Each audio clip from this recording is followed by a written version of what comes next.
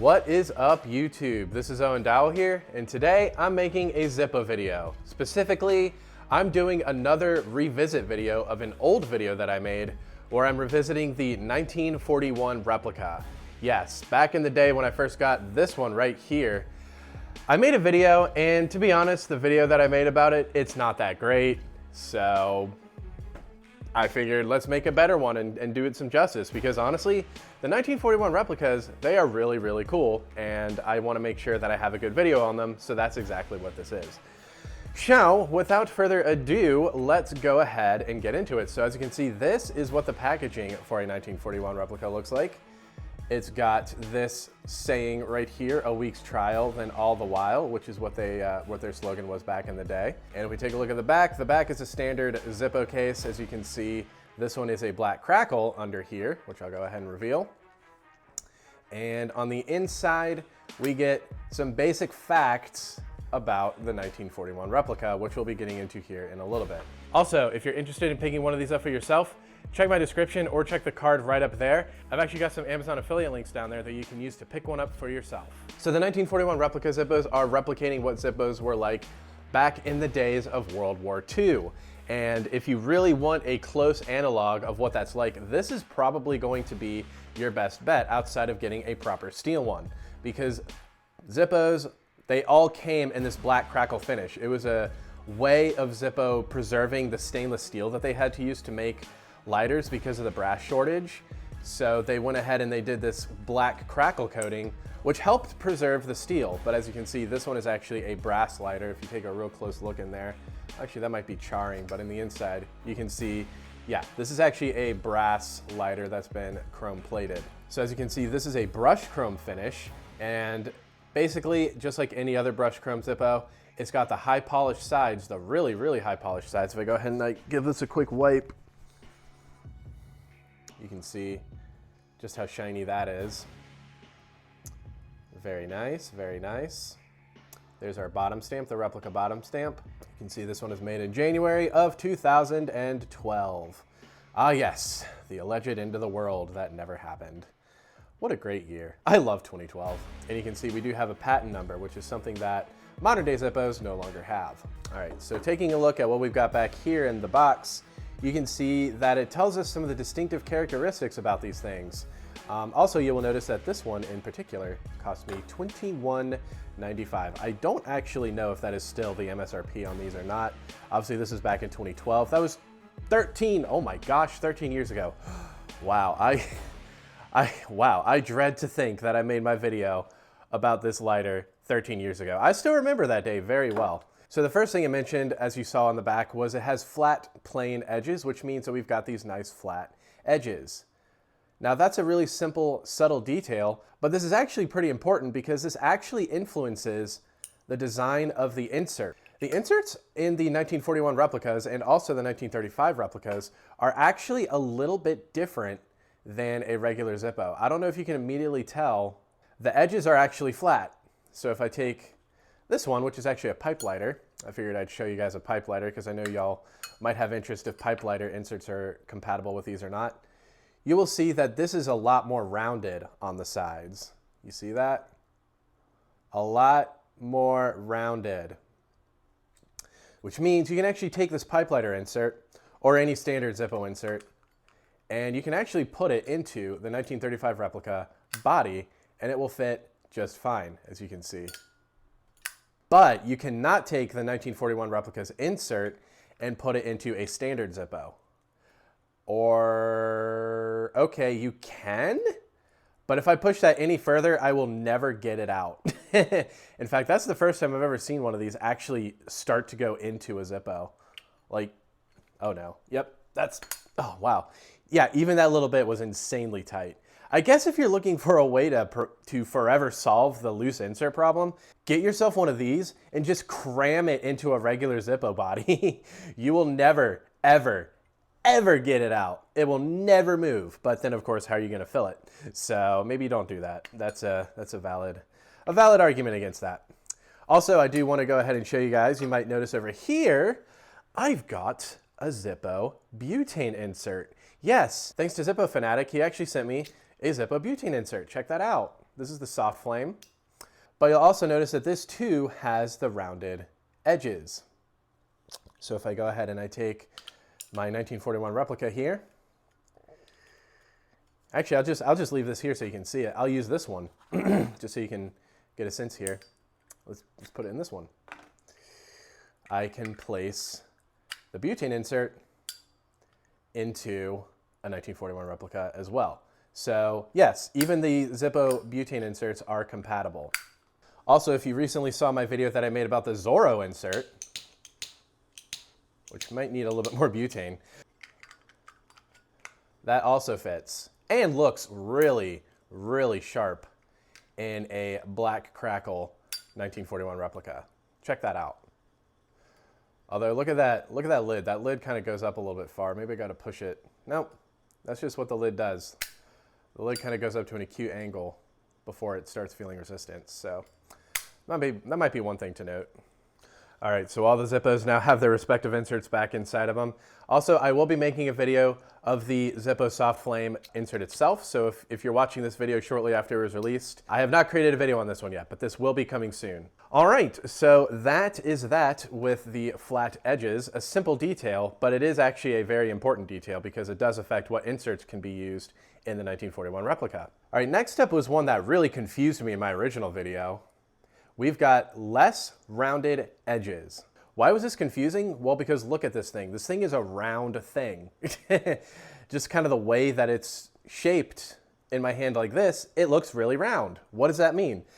I think that's actually talking about the literal edge, because the literal edge of the lighter is actually much more acute. Can you see that? It's much more acute than a regular insert, a regular Zippo. I'm saying insert because I'm still on the insert portion. You see how much more blunt that is? Much rounder, much rounder. I'll give you kind of a side-by-side comparison of the two. I don't know if that's the best. Here, let's flip it this way. I don't know if that's the best comparison or not. You can kind of see the regular one, I'm sorry, is on the bottom here, and the 1941 replica is on the top. Yeah, let me use the 5X. Yeah, you can kind of see how much, well, I don't know. This is really not a good demonstration. Actually, there's a good example. Just look at the insides of the lid. Let's do that. That's what I should have done from the get-go. Regular's on the bottom, replica's on the top. See how much rounder the regular is compared to the replica? How much sharper the replica is? Yeah, that's what that's talking about. The next point that it talks about is the distinctive corners on the lid. That's what I thought originally that it was talking about with the edges, because the corners are a lot more distinctive, but it also gives the whole front of the lighter, I guess if you want to call this the front, it gives a much more rounded shape, as you can see. It almost wants to trick my brain into thinking the whole entire lighter is slightly rounded, but it's not. These are actually straight up and down, these edges. It's just that the corners, due to their shape, it looks like the whole thing is slightly rounder. It's a little bit of an optical illusion, so that's just something to be aware of. This whole thing is actually kind of square, just like a regular Zippo. Also, I should probably give you guys a little bit of ASMR what this sounds like. Since I'm using an external mic, you can't really hear the sound that well from over here. So I'm gonna hold this close up to my microphone, and you guys will be able to hear what these things sound like in relation to a regular Zippo. In fact, I'll give you the regular Zippo ping first. So here's what a regular Zippo ping sounds like.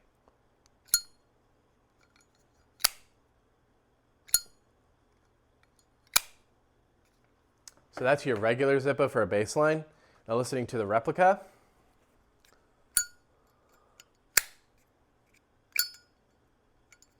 Let me see if we can get you that really distinctive sound that these replicas make. Let's see if we can get it.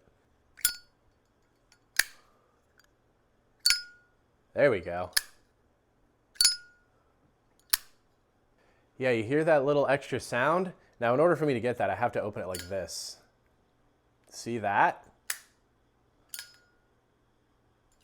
Yeah, the lids actually back all the way out. They bottom all the way out when they open. You get a straight line, just like that. You see that? It's a straight line. Whereas with these regular Zippos, you get a little bit of an angle. It's very slight, but you get a little bit of an angle.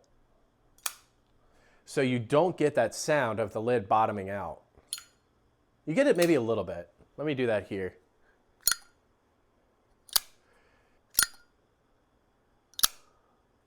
Okay, yeah, you get it just a little bit with these, but it's nothing like the one that you get with this one. It's a very distinctive sound. It's very unique. Yeah, it's very unique to the 1941 replica. So that's actually one thing to be aware of. If you like that sound or if you don't like that sound, that may or may not deter you from getting one of these. But if you open it normally, it's just going to sound like a normal Zippo because it's going to hit your finger. Just like that. But you can practice and you can actually open these one-handed to where it'll back out and bottom out on the back of the case if that's something that you really like. All right, so our next talking point is actually the 4-barrel hinge. Now, what does this mean to those of you that are not familiar with Zippos? So if you take a look at a regular Zippo, such as this one, I'm gonna have to use my 5X here. Hopefully it'll cooperate. You see this lid here. You see the hinge, right? So we have 1, 2, 3, 4, 5 barrels on this hinge. You see that? How that's made up of 5 sections? Those are called barrels. The 1941 replica, on the other hand, only has 4. See this? 1, 2, 3, 4. What does that mean to you? It doesn't really mean anything as far as like the functionality of this thing is concerned.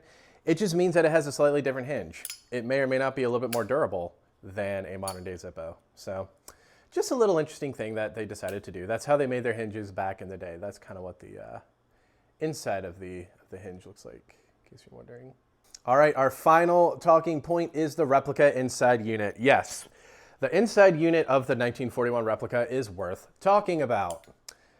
For you see, what makes this different to a regular Zippo insert? Well, I guess I had to show you a regular Zippo insert, huh? And not a pipe insert. Give me a sec. Here we got a regular Zippo. Shout out to Aaron Brandon 1. If you happen to still be watching my videos, he was gracious enough to send me this a long, long time ago. I still really appreciate this, dude. Every time I look at it, it means a lot to me. You see how on the chimney, which is this big piece right here, we have 8 holes on either side.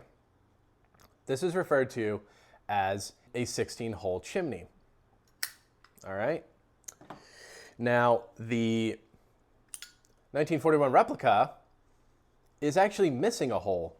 Right here, this corner hole is missing. You see that? It's not there. So this is referred to as a 14-hole chimney.